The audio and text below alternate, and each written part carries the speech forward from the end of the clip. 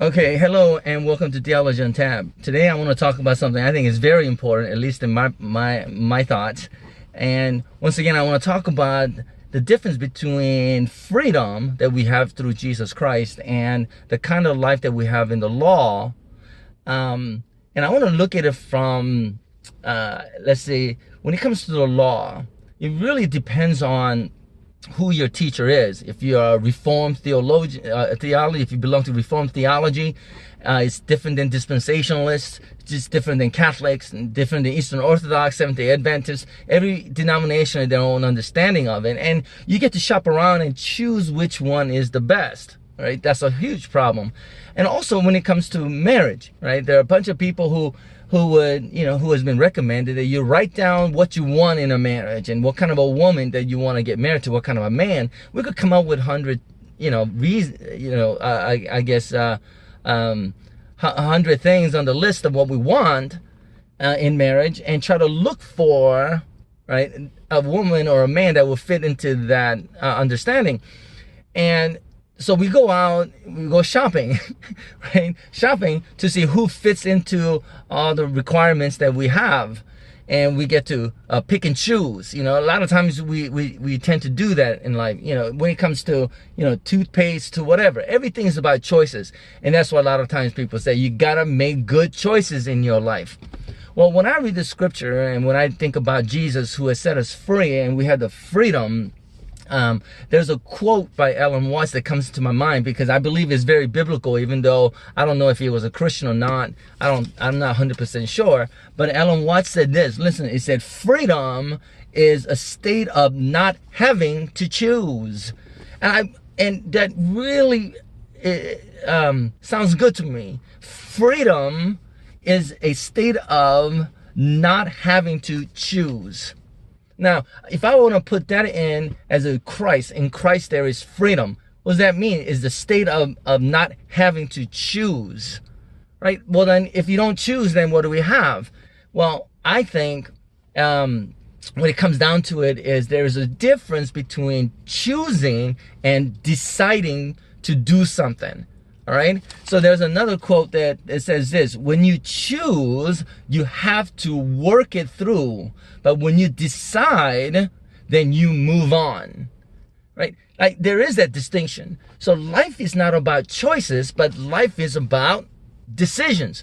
Once you make a decision, you can move on. That's why I believe in Jesus Christ. I don't really, even though I belong to a Reformed church, I can't be bound by its own theology because every denomination has its strengths and weaknesses. And when it's weak in certain theology, we want to look into others and stuff, not to choose, but to decide upon my faith in Jesus Christ. And I think that's very important. We're not bound by certain, rules that we have to pick and choose which one is the best one for us. No, we have faith that God will lead us in the path of righteousness. So we decide to follow Jesus. That's why I love that song, simple song from a long time ago, called "I Have Decided to Follow Jesus," right? To follow Christ, to follow in His footsteps, the footsteps of the Spirit, rather than trying to pick and choose which theology makes sense and which doesn't, because then you have to work it through, and that's a huge problem. You have to work it through. And when you work it through, you get into arguments, you get into a fight. There has been wars, religious wars, where they can't work it through, so they fight. And I believe it's the same thing with almost everything in life. Do you choose your career, or do you decide upon what you want to do? And then you could move on. You don't have to dwell on the past. You don't look back and say, did I make the right choice? You don't have to think about that. You move on. And I think that's very important if I want to apply it to everyday life. I think it's very important to apply that in marriage more than anything else, because a lot of times it seems like we choose, right, to love somebody. We choose a certain person that we want to fall in love with and get married to. But the problem is a lot of times, most of the times, if not all the time, we go through struggles and tribulations, right? So when that happens, then the thought is we have to work it through. Right? So when you do marriage counseling and stuff, a lot of times you say you got to work it through. And a lot of times you try to work it through, but sometimes you get this thing in your brain, right, that says maybe you made the wrong choice, right? If you choose, you have to think about that, and you work it out. You try to work it out, and if you feel that you made a wrong choice, then you could cut off that relationship and try to find another one that would fit your personality, your whatever, and work it out with the next person. But then the divorce rate for the second marriage is a lot higher than first marriage, right? So obviously we don't really learn anything because we're constantly thinking we could choose, we could be better. Okay? We could choose to change, we could choose to, and whatever you want to fill it in. I think that's a big problem. When I was in seminary as a freshman, I think I was, there were a group of students, and some of them were already serving the church and being ordained and things like that. So we gathered together, about 7 of us, just to have fellowship, as they say. And we're having lunch, and the guy who was having this gathering was talking about how he got married, and before he got married, he would pray all the time, you know, like few 10 minutes a day, every day for a wife. And he made a list and up to 100 things that he wanted from his wife, that he needs, what he believed he needed.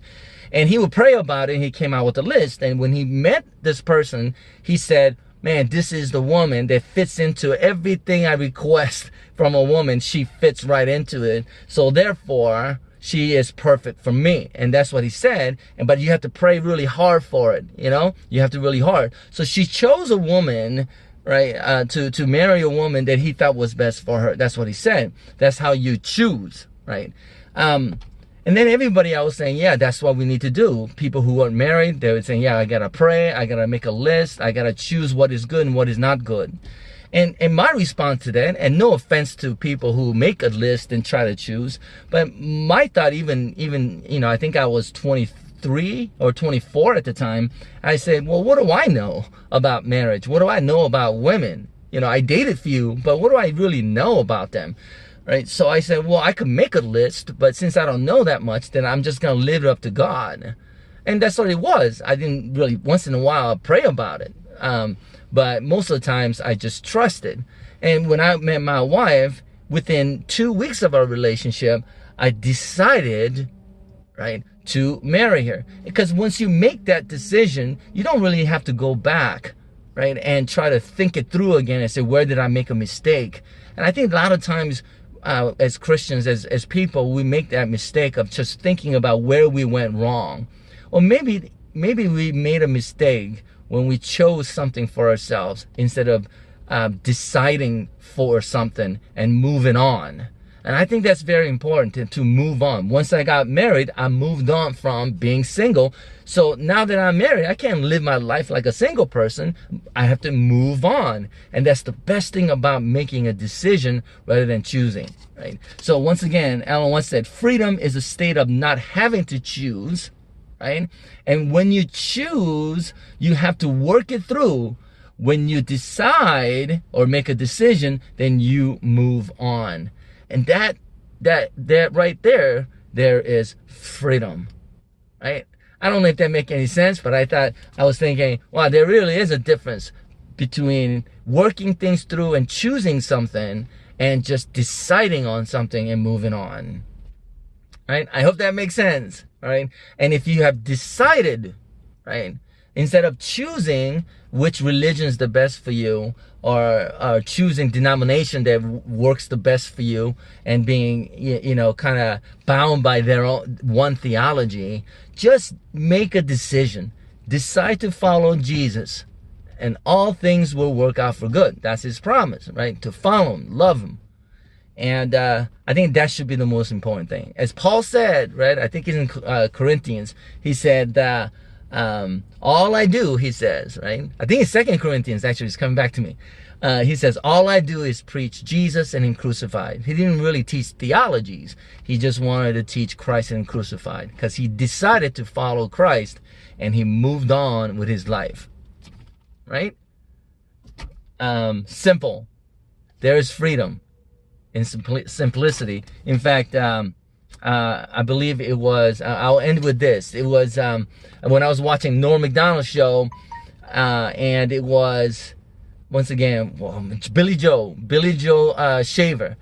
In one of in their conversation, Billy Joe Shaver said this. He said, simplicity does not need to be greased. Isn't that wonderful? Simplicity does not need to be greased. When you make just a decision, you can move on. But when you get all complicated about things, trying to choose the most important thing, like which is the cheapest airlines, and you choose, do all your homework, and even then, we make a lot of mistakes. So you have to grease it all the time, right? Try to work on it and work on it and work on it, try to get better and better and better. But sometimes, most of the times, if not all the time, the more we work on certain things, it makes it worse, right? Simplicity does not need to be greased. Man, that's powerful, isn't it? I loved it. Made me cry when I watched that episode. So once again, watch Norm Macdonald has a show on Netflix. It's great. And instead of choosing, make a decision to move on. There is freedom. God bless you, and I'll see you next time.